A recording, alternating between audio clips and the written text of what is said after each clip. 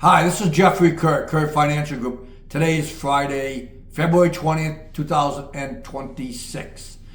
Today I want to spend some time reviewing earnings, the fourth quarter earnings season, and point out a couple of things that I think have been influencing the stock market so far in 2026 and may continue to impact various sectors moving forward throughout 2026. As many of you know, I do spend some time talking about dealer flows, option trading, derivatives, algorithms, volatility control funds. And those things are big factors. I still argue that they are, and especially on a short-term, day-to-day or week-to-week basis. And I think, having knowledge of what's going on in these option markets and dealer flows and considering what algorithms do is very important. But earnings certainly are critical as well, especially in the intermediate to long term. So let's take a look. So far, the S&P 500, 75% of their companies have reported earnings. On a quarter over quarter, so fourth quarter 2025 versus fourth quarter 2024, there's a 13.2% increase in earnings.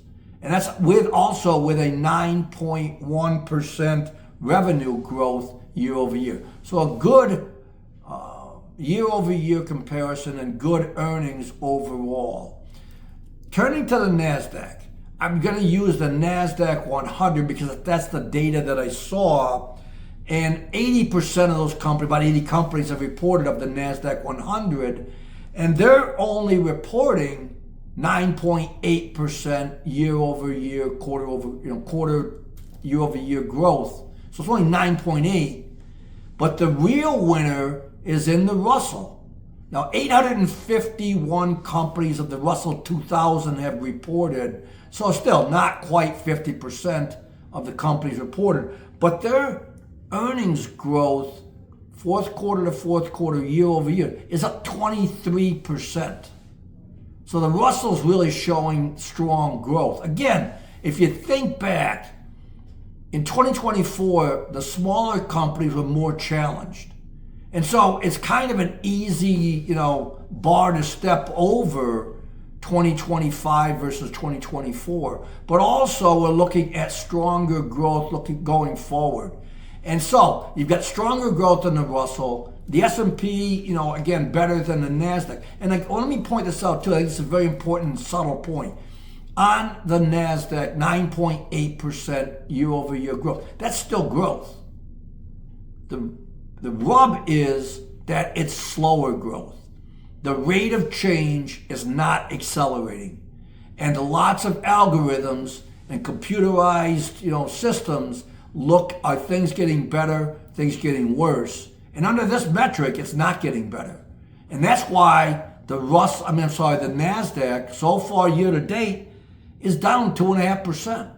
The S&P is flat and the Russell, because of the earnings growth so far, up 7.5%. So hopefully this helps. And I think this could continue throughout the year as the earnings growth of these smaller companies, again, have a low bar to step over. The Mag 7 have a much higher bar. It's hard to continue to show this, really strong growth numbers when you get bigger.